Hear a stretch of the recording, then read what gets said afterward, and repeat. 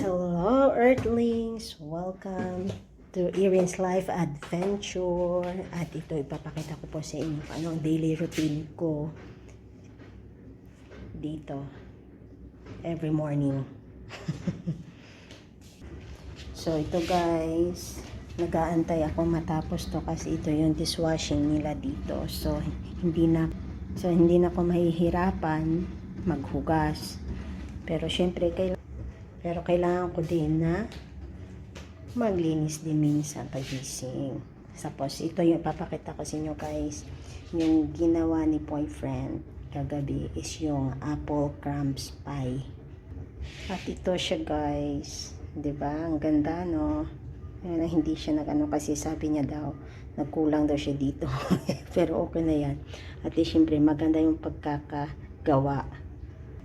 So habang nag-aantay ako matapos yung paghuhugas dito sa washing dishes dito. So kakain muna tayo guys ng apple crumb pie. Ito na yun. Okay.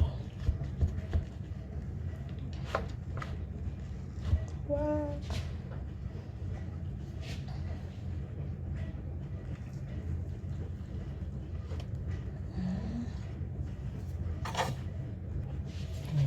Hello guys. Yeah. Wow. Oh, diba?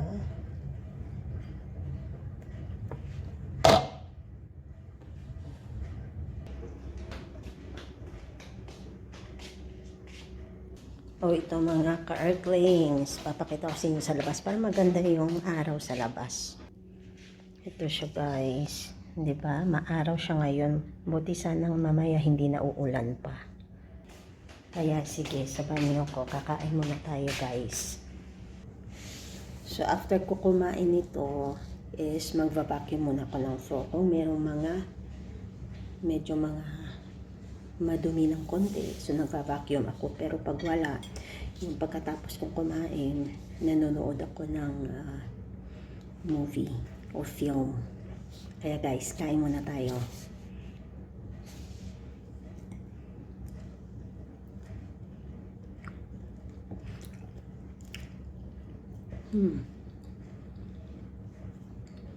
The best siya.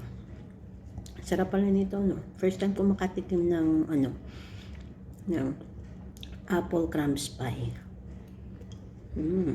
Pero next time pag marunong na ako gumamit ng oven, ako na mismo gagawa nito.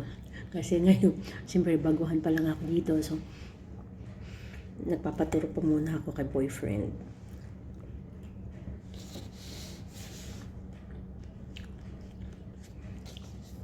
Ayan siya guys. Meron pala siyang raisins na nilagay. Ayan.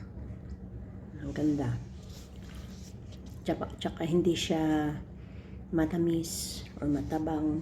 Tama-tama lang po yung timpla. Ito is good for coffee siya. At saka pang breakfast umaga. Or pwede din siya maging snack sa hapon. Kaya uubusin ko muna to. Tapos manonood tayo ng film.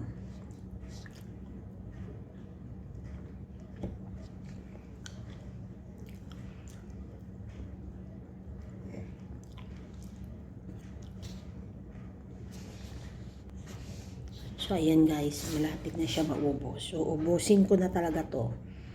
So, ngayon, mag-isa lang po ako dito kasi may pasok si boyfriend. So, ngayon ako naman, habang nag-aantay pa po ako ng aking registration number from their municipality.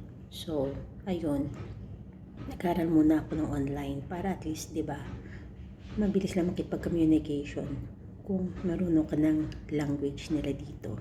So, yung mga tao dito is mababait naman sila.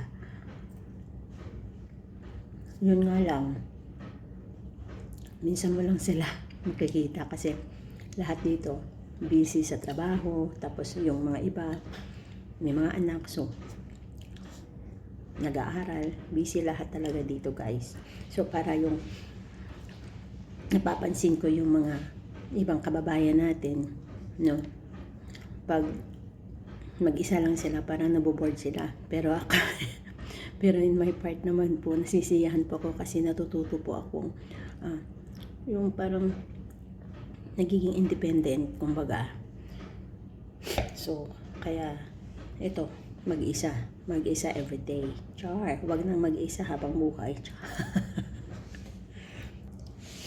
So, ayan guys, tapos na po akong kumain. So, sige, tara, samahan niyo ako.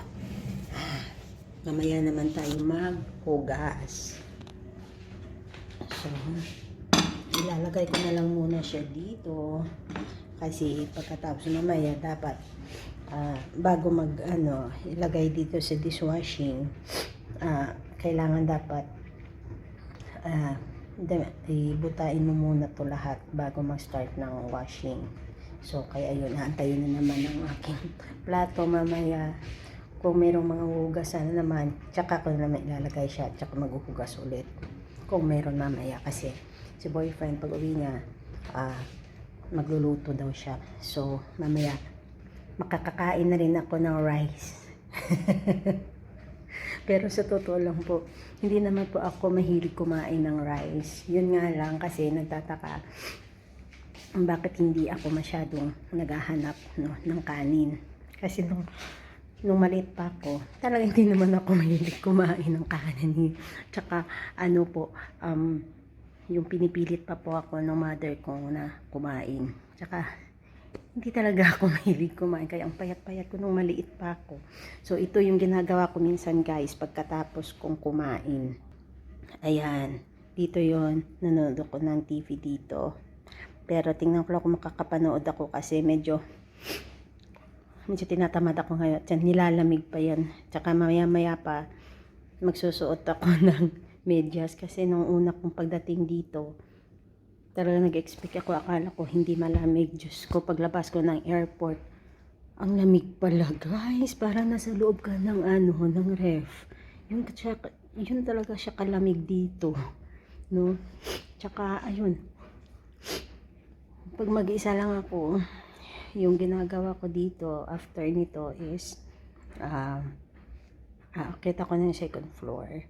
Tapos doon kasi yung computer, doon ako nagsistudy. So, mga 2 to 3 hours ako doon. Pero anytime lang din naman ako pwedeng mag-study doon kasi online siya. Pero kumbaga, yung iba, sa YouTube ko pinapanood. Tapos, sinasabayan ko kung paano mag-construct ng grammar nila dito at saka language para at least matututo din ako magsalita ng Dutch.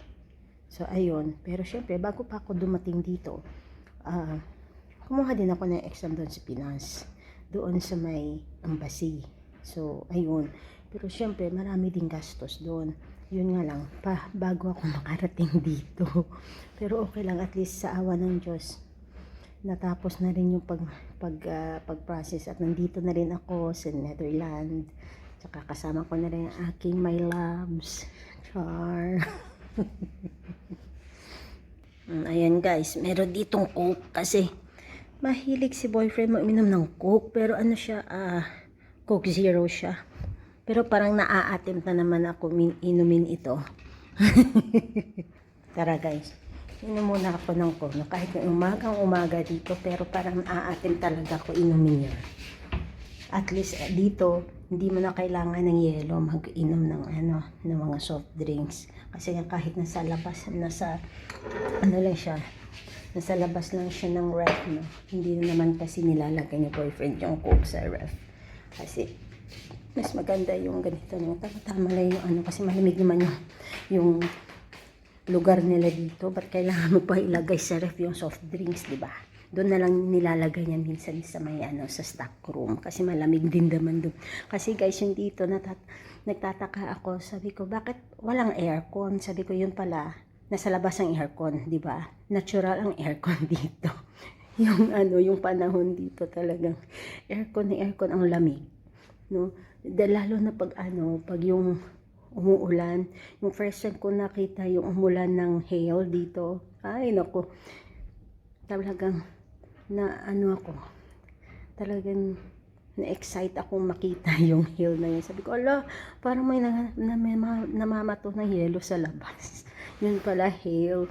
Hindi ko pa talaga nakikita si Mr. Snow. Si Mr. Hill na muna yung nakita ko talaga nung una kong dumating dito, no, sa Netherlands. Tsaka ayun, pag talagang summer nila, sisikat lang talaga yung araw. Maganda din naman pag summer, no. Hindi siya masyadong malamig. Pag lumabas ka, yun nga lang ako, syempre lamigin ako nung una. Talagang lamig talagang pakiramdam ko. Pero si boyfriend, hindi siya nagsusuot ng jacket. Ay, Diyos ko naman. Parang feeling ko siguro na na yung mga skin nila dito, no.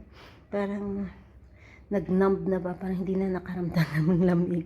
Pero yung talagang pag winter talaga siya, ayun, sobrang lamig, ayun, nagsusuot naman talaga siya. Pero pag hindi yung parang normal lang yung ganito, yung parang maaraw sa labas, hindi na yung nagsusuot ng ng jacket pag lumabas.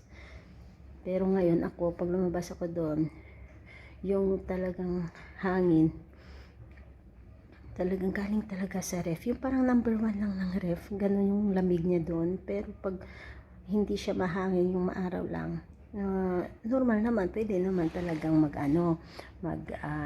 maglabas dito. Lalo na pag sobrang maaraw. Diyos ko, ang dami talaga mga taong nagsisilabasan, tumatambay, ganun. So, yun kasi yung time na pwede sila makapagpunta ng labas na maarawan sila. Tapos dami pa dito. Nagulat nga ako, guys, kasi meron nagsusot dito na naka leggings lang. Yung parang hindi siya leggings, yung parang short na yung tela, parang ano ba yung tawag doon? Cycling, yun. Nagsusot ng cycling, tapos naka-crop top. Or naka-sports bra pa yun. Sabi ko, hala, parang hindi siya nilalamig. Pero sa pakaramdam ko talaga, nilalamig talaga ako. Pag ganun yung outfit nila, pag maaraw. Sabi ko, hala, hindi ko talaga kaya magsuot ng ganun. Kasi nilalamig talaga ako. Kaya yun, pag dito sa loob ng bahay na to, puro siya, guys, yung tawag dito, hindi aircon yun, di ba? Pag nasa Pinas, puro aircon yung makikita mo, lalo na sa mga mayayaman, mga aircon talaga yung kadalasan doon, kasi syempre mainit naman yung weather. Pero dito kasi malamig yung labas, yung loob ng bahay ng mga tao pala dito is yung heater. Ito siya, guys, oh, ayan, yan yung heater nila dito. Yun pala yun, para maging warm yung pakiramdam mo sa loob ng bahay. Kasi guys, pag wala palang heaters dito sa loob, no, ng bahay na to, ang lamig din. Parang talaga nasa loob ka talaga ng freezer or ref. Diyos ko, ang lamig talaga, guys. Pero depende lang siguro sa mga pag-experience nyo dito, lalo na yung mga first timer din dati siguro. Ganun din yun, yung mga kababayan natin na nagtrabaho dito or nag-asawa din, no? Kaya ganun. So, ang lamig talaga. Pero buti na rin siguro kung masasanay ka, hindi ka na rin siguro lalamigin nito pag ganitong mga panahon. Pero sa ngayon nga, nilalamig talaga yung paa ko. Ayan, guys. Aakyat muna tayo ng second floor. Kasi titingnan ko muna yung computer dito. Kasi dito ako mamaya mag-continue naman ang aking studies. So, ito siya, guys. Ayan, ito yung sa akin. No, sinet up kasi to ni boyfriend. Tsaka ito yung mga notebook. No, kinokopya ko sa yung nakikita ko doon sa may sa may YouTube. Tapos ito yung book naman na free lang to kasi nag-enroll ako online, kaya binigyan nila ako ng free book, no? 2 book siya. Tsaka ito din, dictionary din, kasama din to. So, ang ganda kasi pwede talaga matututo dito. Tapos nilagyan ni boyfriend nito para at least malalaman ko na ito pala yung Dutch word ng book. Yan, yung ganun. Tapos ito din, guys, sa door, yung handle ng door. Ayan siya. Marami siya nilagay dito eh. Tapos ito, yan, nilalagay niya para hindi ko makakalimutan. No, diba? Grabe siya. Nag-effort talaga siya. Tsaka, sige guys, mamaya mag-aaral ako. So, baka hanggang dito na lang muna yung aking magva-vlog kasi mag-aayos din ako. So guys, thank you for watching at sana po is nag-enjoy po kayo. Kung ayaw nyo naman ng aking video, okay lang din naman po kasi hindi naman po ako namimilit or ano, pero yung sa akin lang naman is nagsishare lang po ako ng aking experience dito, no, as first timer sa Netherlands. So guys, kung gusto nyo mag-follow, so don't forget the notification bell. Kung gusto nyo, i-tap nyo na lang yan kung gusto nyo ng mga updates pa na video. Tsaka yung mag-share in comments kung gusto nyo. Pero hindi naman ako namimilit ng mga ganon or mag-subscribe. So depende kung nag-enjoy kayo sa pinapanood nyo, go. Pero kung hindi, pwede nyo naman skip yan. So thank you guys, this is Erin's Life Adventure, at next time po ipapakita ko rin po sa inyo yung mga first time kong maglakad sa forest nila dito guys. Ang dami talagang forest dito guys, at saka ang dami din mga berries doon. So next time papakita ko po sa inyo yan. So this is Erin's Life Adventure and thank you for watching. Bye.